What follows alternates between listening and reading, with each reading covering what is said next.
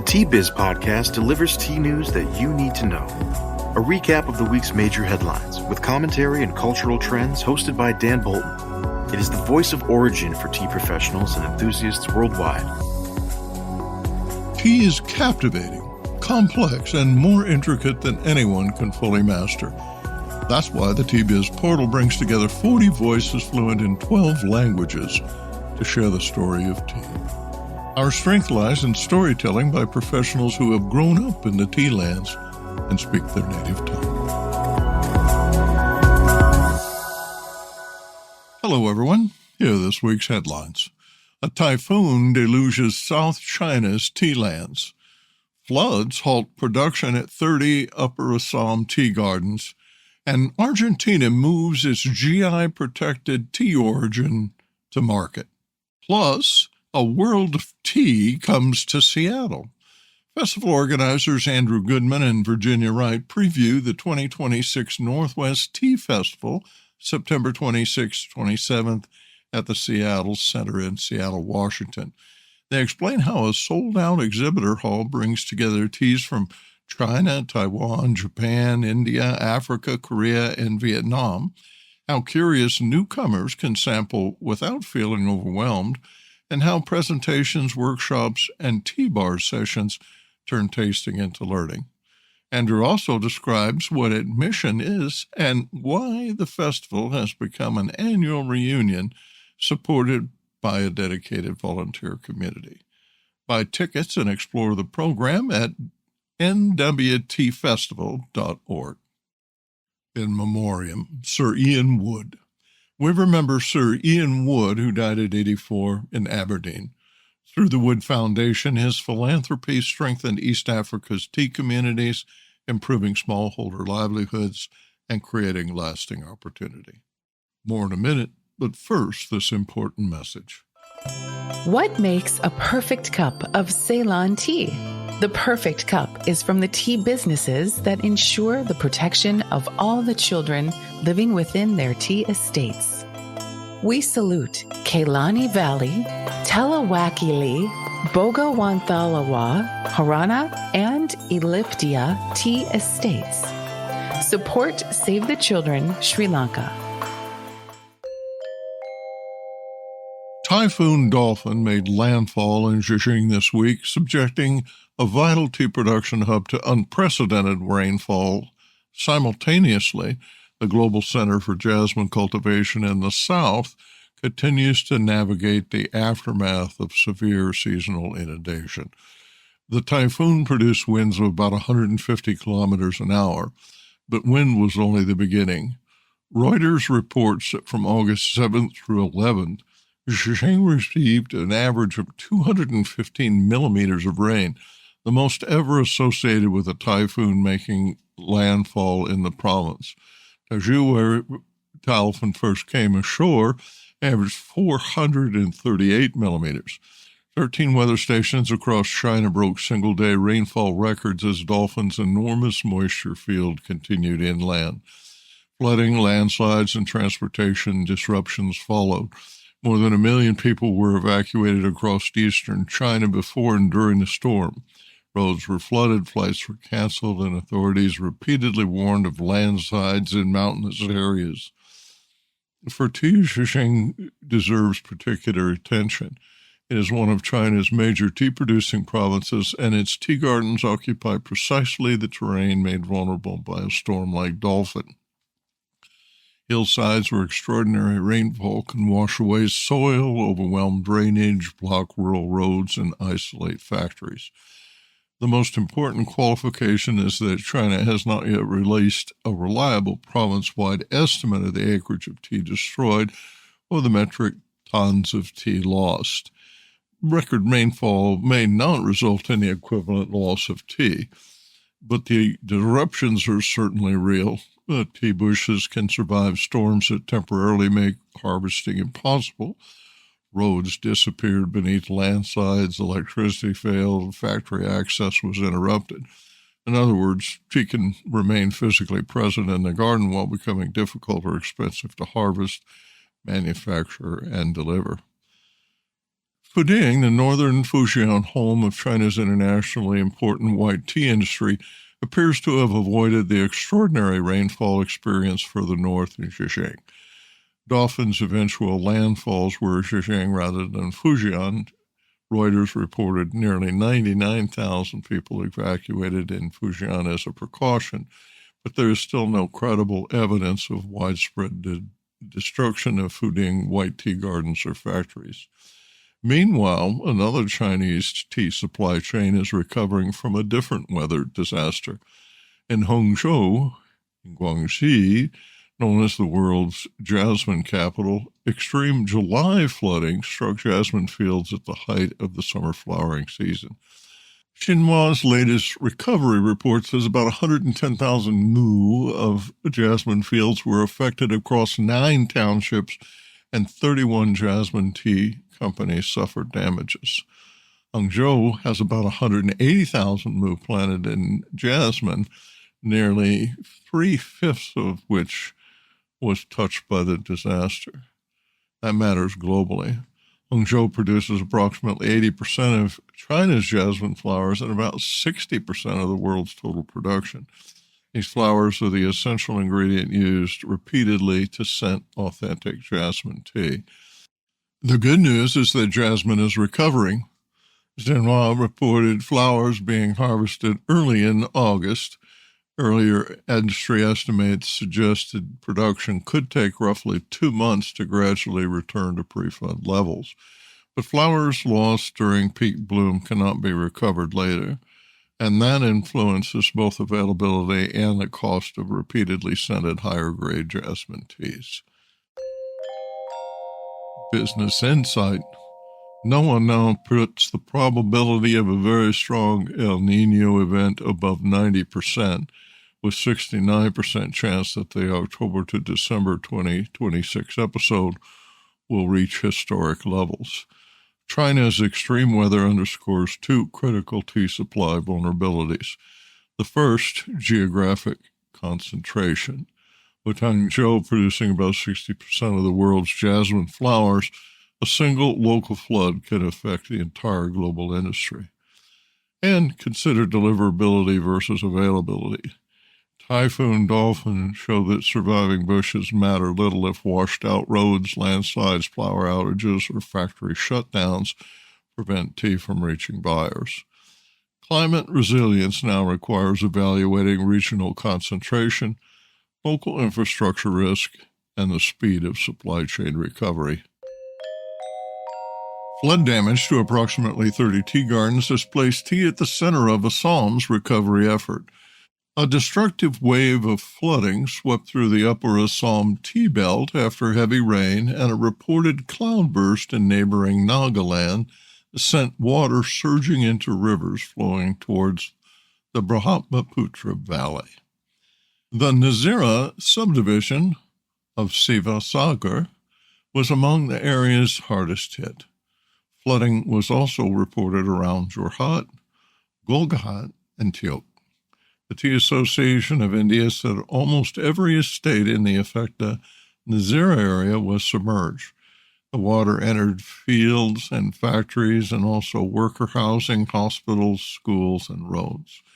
Assam Minister Ramesh Teli said approximately 30 gardens had suffered serious damage and could require at least a month to recover.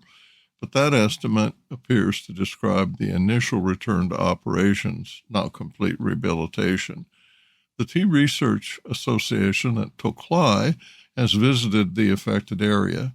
It reports that relief efforts remain underway and says that more attention must now turn to recovery for tea workers and their families. A relief camp operating inside a tea estate at Tiok illustrates how closely the humanitarian and production emergencies are connected. The tea loss has not been quantified. There is no verifiable public estimate of the plant acreage inundated or the volume of green leaf and made tea lost. Timing matters. July is an important production month immediately following Assam's prize second flush. Tea that cannot be plucked at the proper stage cannot be recovered later. becomes overgrown while factories remain idle without fresh leaf. Longer-term damage will depend on the depth and duration of the flooding. Prolonged waterlogging can suffocate tea roots. Fast-moving water can strip topsoil, expose roots, and destroy drains, roads, and young bushes. Silt and contaminated water can delay the safe reopening of factories and worker settlements.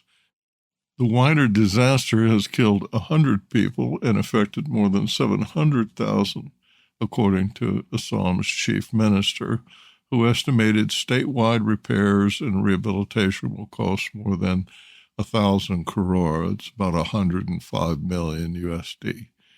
The test now is not simply how quickly factories can restart.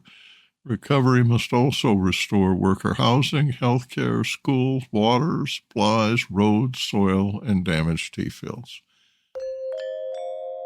TBiz South America senior editor Horacio Bustos writes that Argentina's geographical indication for tea is moving from government registration into active commercial use. The national government protected the name Tea Argentino in December 2024. The current development is in its implementation. Producers and manufacturers are adopting the production, auditing, and traceability requirements needed to place the GI seal on their tea. In Misiones, government reports that 15 companies now participate in the system. They range from artisanal and specialty producers to cooperatives and industrial exporters. Participating factories must demonstrate that their tea comes from the designated region of Misiones in northeastern Corrientes. Technical audits examine production processes, quality records, and traceability before companies authorized to use the seal. The GI links Argentine tea to one of the world's southernmost commercial tea regions. Its relatively high latitude, rolling terrain, and iron-rich red soils contribute to a profile described as smooth and subtly sweet with relatively low astringency. Argentine tea is also valued for producing a bright, translucent, cold infusion. Argentina remains best known as a large volume supplier of black tea for blends and iced teas, but its specialty producers also manufacture white, yellow, green, black, and oolong teas. The GI gives both sectors a common protected identity. It also offers a direct financial incentive. Qualifying origin-certified exports displaying the required markings can receive an additional government reimbursement equal to 0.5% of the export value. Business Insight. Registration protects an origin, but it takes market adoption to determine whether that protection creates value. Argentina has now entered a more difficult stage of converting from a government designation to a quality promise recognized by buyers. The participation of 15 companies gives the initiative useful scale, while audits provide the discipline needed to protect its credibility. The seal will command a premium only if exporters consistently link it to a traceable origin with dependable quality and a recognized sensory profile. Argentina is no longer simply declaring that its tea is distinctive. Its producers are beginning to take that distinction to market. The Week 32 Tea Price Report for the period ending August 7th is sponsored by the East Africa Tea Trade Association, EATTA, owners of the Mombasa Tea Auction since 1956. Tea markets closed Week 32 with mixed headline prices but a consistent trading pattern.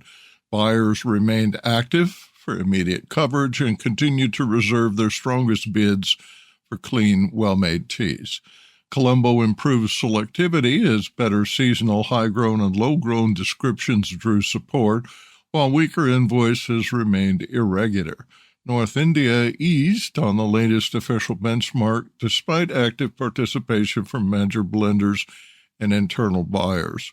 Mombasa maintained good but selective demand with brighter BP1s, cleaner PF1s, and dependable dust grades outperforming plainer teas.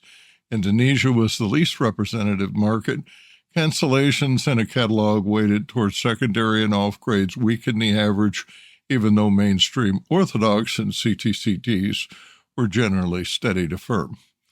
In Colombo, prices averaged $3.58 per kilo, up 3 cents versus the reconstructed week 31 benchmark. In North India, prices averaged $2.37 per kilo, down 4 cents versus the last available official average for week 31. In Mombasa, prices averaged $2.14 per kilo, up 2 cents versus sales 29. In Indonesia, prices averaged $2.39 per kilo, down 2 cents versus the prior indicative week 31 benchmark. The structural support remains as much as supply costs. Kenya's shilling and Sri Lanka's rupee were comparatively stable, limiting pressure for exporters to discount. India's weaker rupee supported dollar competitiveness but increased exposure to imported energy and packaging. Oil recovered late in the week while Gulf and Red Sea route risk kept freight, insurance, and working capital cost elevated. The takeaway is straightforward. This is not a broad rising or falling market. Price realization depends increasingly on quality, immediate buyer need, and the exporter's cost of executing the trade. That's the tea price report for week 32, ending 7 August 2026. And now, a word from this week's sponsor, Brew Maker One. Hello, I'm Bogdan, a passionate tea drinker and the inventor of the ultimate tea machine, the Brew Maker One. Preparation is key to making fine tea. Sequential steepings deliver the best taste possible and unlock the true value of whole leaf teas and botanicals. Brew automates that process without using any pots or capsules. This simple-to-operate, smartphone-controlled device stores steeping profiles to consistently make great tea at the push of a button. Brew also reduces time, waste, and energy. That's because I engineered the brew to remember control settings for temperature, brewing time, and quantity. Using my patented process lets you stack steep simply and conveniently.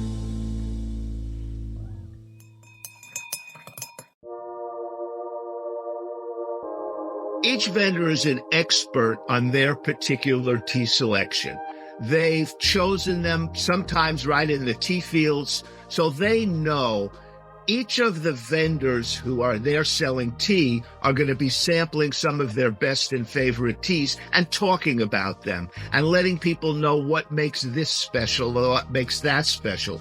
Even some of our teaware makers, we have wonderful potters there. They're also brewing tea, sometimes using their beautiful pottery. So each of the 60 booths is an experience in itself, where you have expert tea lovers trying to transfer that love of tea to everybody there with a cup waiting for a taste of tea. Festival coordinator Andrew Goodman and Virginia Wright, president of the Puget Sound Tea Education Association, are in the spotlight to explain what makes this year's gathering distinctive, how first-time visitors can approach dozens of choices without feeling overwhelmed, and why longtime attendees treat the festival as both an educational experience and an annual reunion. The Northwest Tea Festival is presented by the nonprofit Puget Sound Tea Education Association. The association's mission focuses on tea education, community, and broader public engagement with tea culture.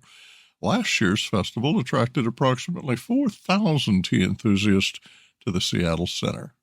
Andrew, Virginia, thank you both for joining me on the program. I'm eagerly anticipating the 16th edition of this venerable event. Virginia, how does the festival help a curious newcomer explore without feeling overwhelmed? And I think one of the really benefits to the festival is that you have so many different experiences all in space. So people can visit the different vendor booths to taste things that they don't know about. And there's low commitment. You're not buying teaware, buying tea to figure out, you can learn what you're interested in and then also participate in the presentations to learn. And I think that the biggest thing is just that there's a broad spectrum of experiences for people. That freedom to taste and ask questions matters even more when the selection spans much of the tea-growing world. Andrew, what can visitors discover here that they are unlikely to find in an ordinary shop? After our success in 2025, we started early in looking for vendors and presenters to be part of the tea festival this year. Our intent was to widen the scope of people that were coming. We wanted to have people with teas, of course, from the great tea growing countries, China, Taiwan, Japan, India, but it was also my goal to have African teas represented and Korean teas represented, and with great interest now with Southeast Asian teas to have Vietnamese teas represented. Because we started a little earlier this year and sent out invitations, we got a tremendous response from the vendor community, and we were able to choose, and we were able to pick, and we're able to make a great selection of teas from all over. Many of these are people that we knew, but there were other people who've been trying to get into the festival for years, and in reading their application and in reading what they had to say, it was very exciting to see we were broadening. So you really couldn't find something like this going into a tea shop. You couldn't find it going into a tea supermarket if there were such a thing. Tea is grown worldwide. It's consumed worldwide. And we wanted to have people coming, attendees, to experience teas and learn about teas from all over. You know, education is our mission. So in having such a great group of vendors this year, it really serves that purpose. And someone who's a tea expert is going to find things of interest, but someone who never had anything but a cup of tea at grandma's house when they were a kid, they're also going to learn. So we have a great range and a broad spectrum of interests for our attendees. The breadth is impressive, but a festival becomes memorable when visitors can turn sampling into understanding. Virginia, beyond tasting, where does discovery happen during the weekend?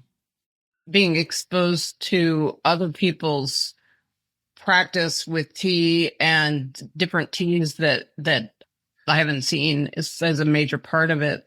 There's always things to learn from other vendors or from the people who have, if I were just a visitor, I could learn so much from the vendors just talking to people about what their own tea specialties are. A first visit can feel ambitious. Dozens of booths, presentations, workshops, and tea bar sessions. The organizers have worked to make that abundance easier to navigate. Andrew, what does admission include, and how should a newcomer plan the day? Well, we've been at the Seattle Center Exposition Hall for 5 or 6 years now, and it's the third part of Seattle Center where we've had the festival. We keep growing and we keep learning.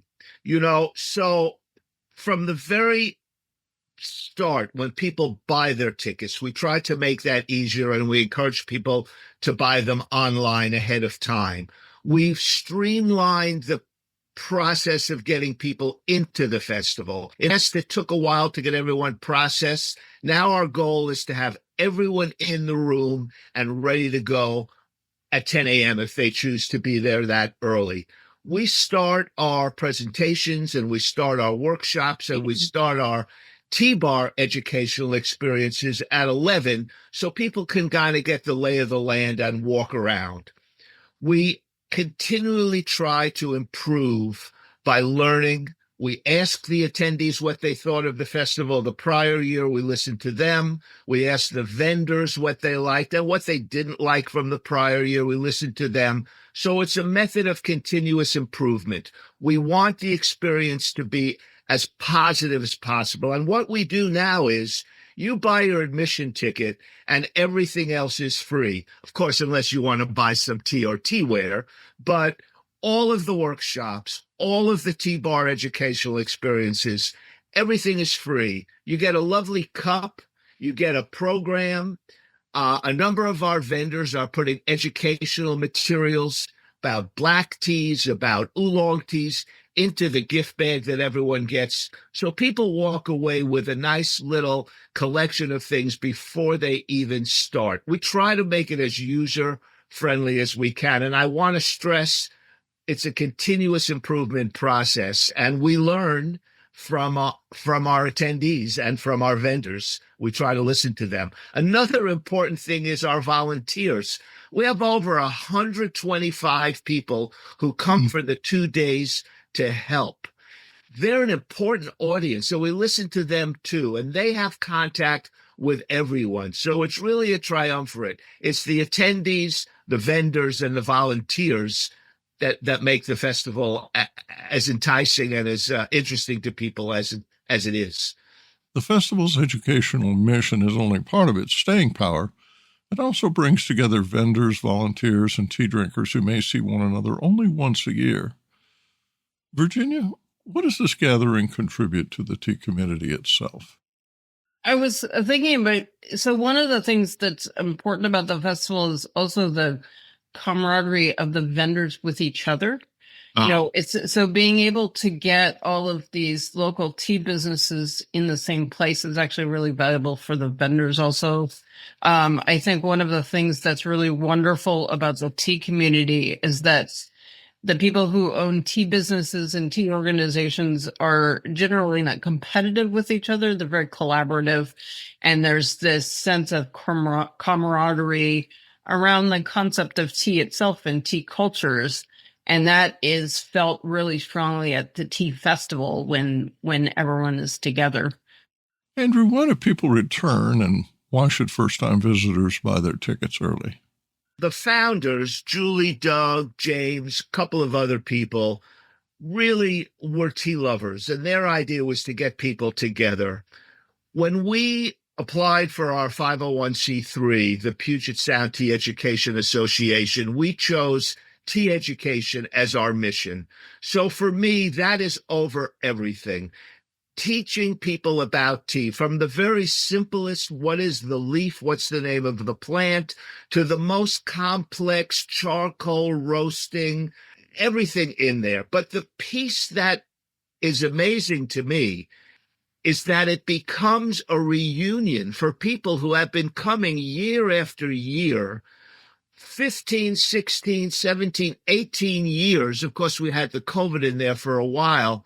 It's a wonderful get-together of people who maybe only see their friends once a year or twice a year. Certainly with the kind of restrictions we have now and travel being diminished, people come to the festival because they love seeing their friends. They love experience and learning what's happened over the years. So it's as much a reunion of tea lovers and dedicated tea people, welcoming to new people, as it is anything else. I think they all work very well together. It's a very congenial group of people, and they love seeing one another, and they love seeing the tea. They love seeing the vendors.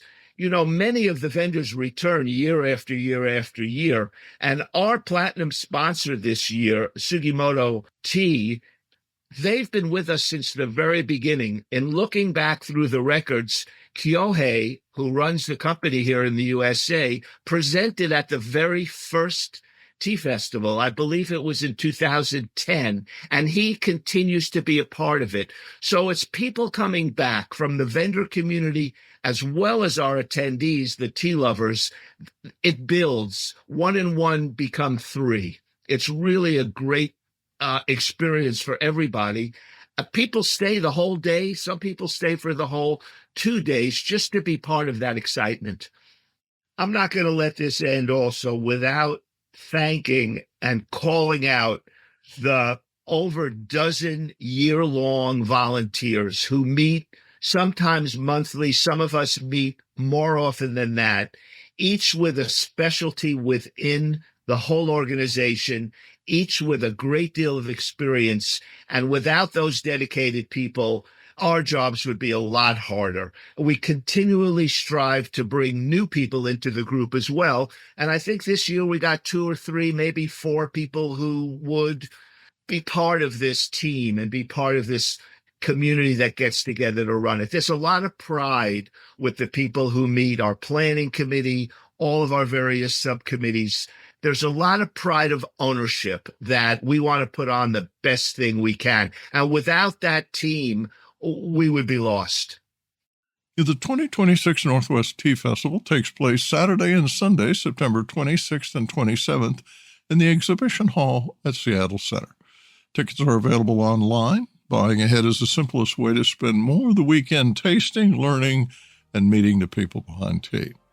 Visit nwtfestival.org for tickets, the program, vendors, and visitor information. That's northwesttfestival.org.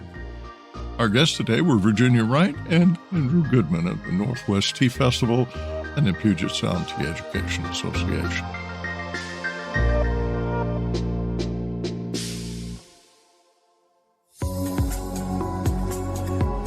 Intrigued by what you heard in today's podcast? Would you like to learn more from our global network of tea biz journalists and tea experts? Remember to visit the Tea Biz website for more comprehensive coverage. That's www.t-biz.com.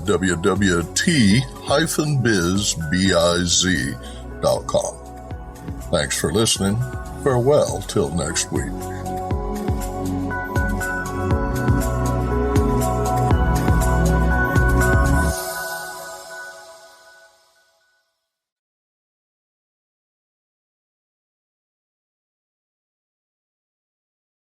Produced by Adavita Studios. Connect your voice to the world.